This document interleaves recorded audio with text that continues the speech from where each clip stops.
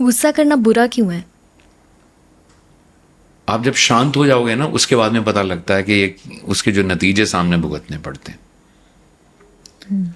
गुस्से के कोर में ना एक चीज होती है, गुस्से की जो जड़ में होती है आपका अहंकार, ईगो। ईगो। और वो फालतू की बकवास है। मैं अपने आप को 10-20 ऑटो सजेशंस दिन में 5 बार देता हूं। उनमें से एक ऑटो सजेशन ही होती है, I am a forgiving soul, I accept people the way they are. उनकी वजह होगी वैसा होने की ना, मैं कौन होता हूं उनके बारे में जजमेंटल होने वाला। तो I forgive and I let go. आशीर्वाद देके, भगवान तेरा भला करे, जब आप उसको दुआ देके उसको छोड़ दोगे तो उसकी जो नेगेटिविटी है वो आपके ऊपर हावी नहीं होगी, आपको गुस्सा नहीं आएगा। फिर क्या जरूरत है गुस्सा करने का? क्या जरूरत है भाई? वो जो है जैसा है उसको वैसा होना उस वक्त सही लगता है, तभी तो वो वैसा है। उसको सही लग रहा है ना, तभी तो वो ऐसा कर रहा है। मैं उसे अपने ऊपर क्यों सवार कर रहा हूं? आप एक एक्सपेरिमेंट करना, मैंने एक और एक्सपेरिमेंट अपने साथ किया।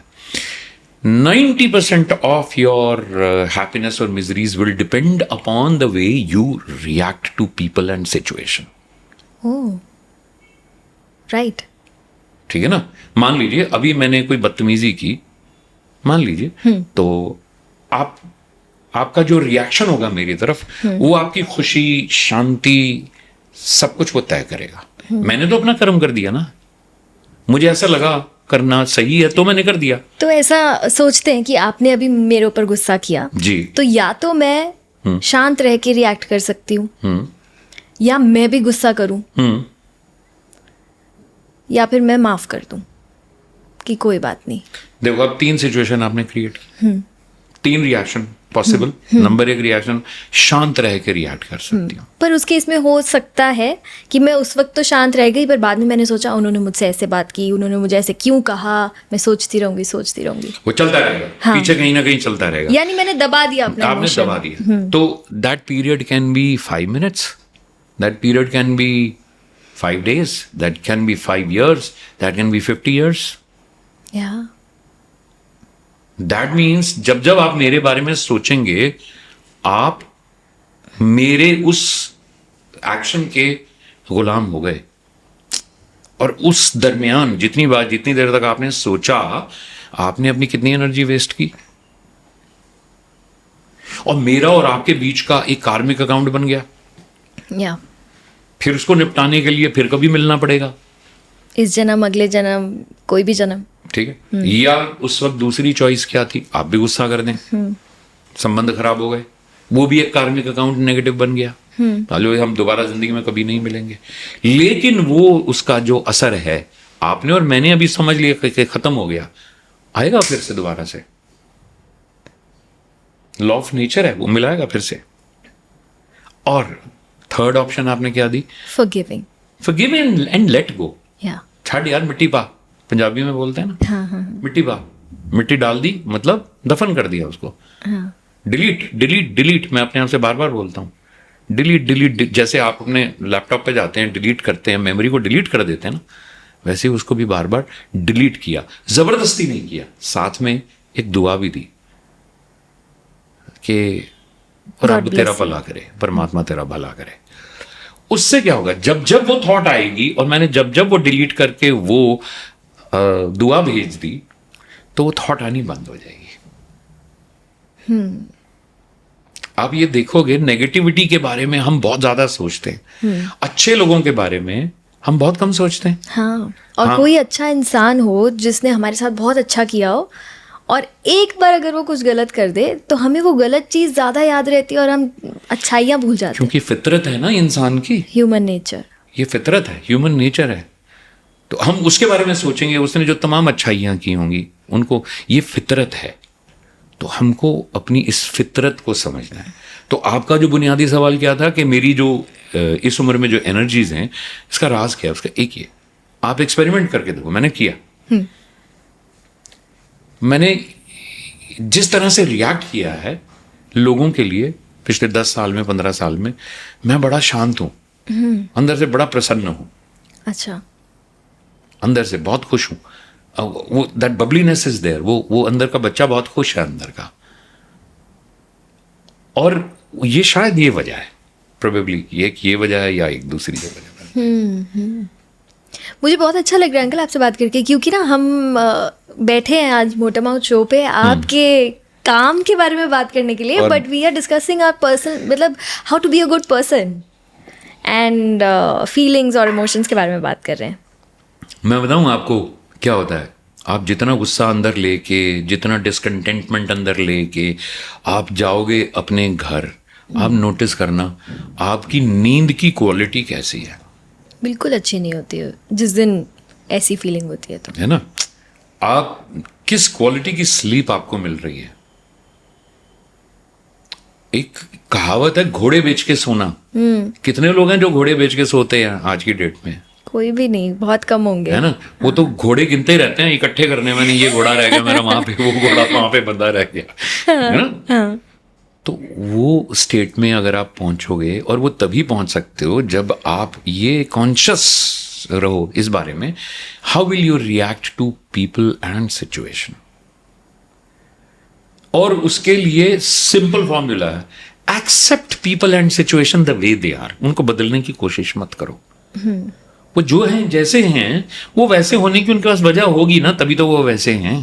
पर अगर हमारे सामने कोई इंसान है जो गलत काम कर रहा है, तो फिर कैसे एक्सेप्ट कर ले?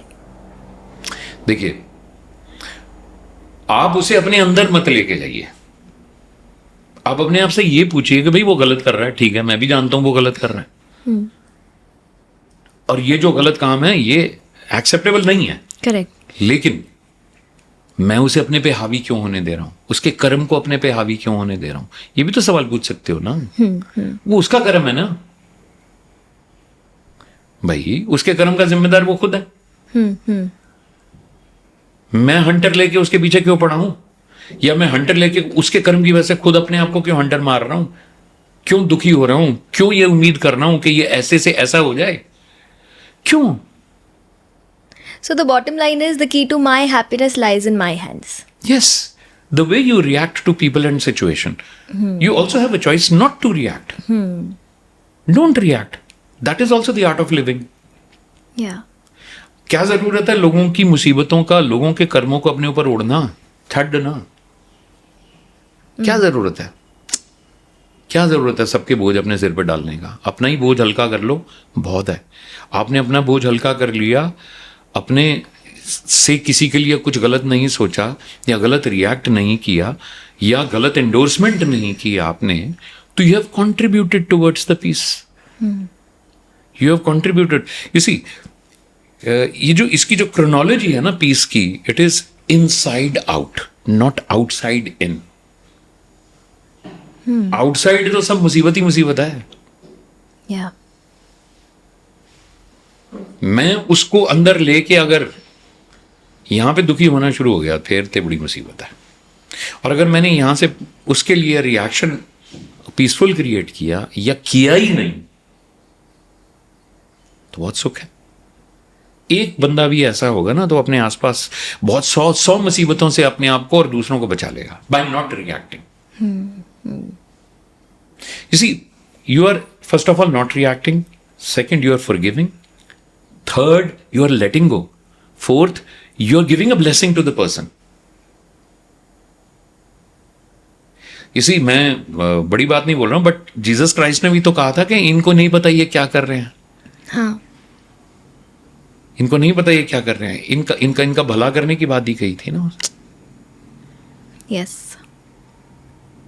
नहीं तो वहां पे अगर उनका रिएक्शन वो नहीं होकर नेगेटिव होता तो युद्ध हो जाता वहां। तो ये मुझे लगता है कि ये पिछले 10-15 साल में it has conserved a lot of energy in me, and सबको अब दुआ ही देने का मन करता है। सबका भला हो, सबका भला हो, कुछ भी हो, सबका भला हो। आई फील हर किसी की लाइफ में ना वो एक टर्निंग पॉइंट आता है जब हमें लगता है कि नहीं, स्पिरिचुअल होना ज़रूरी है। एंड मैं वैसे बचपन से ही स्पिरिचुअल हूँ, मेरे पेरेंट्स ने वैसे ही हमें पाल पोस के बड़ा किया है। लेकिन आफ्टर बिकमिंग अ मॉम, मैं हमेशा ऐसे एग्जांपल्स देती हूँ, आफ्टर बिकमिंग अ मॉम क्या बदला। बट अब ना मैं हर किसी को, अगर किसी को मैं देखती हूँ जो मुसीबत में है, तो मुझे उसके लिए बुरा लगता है।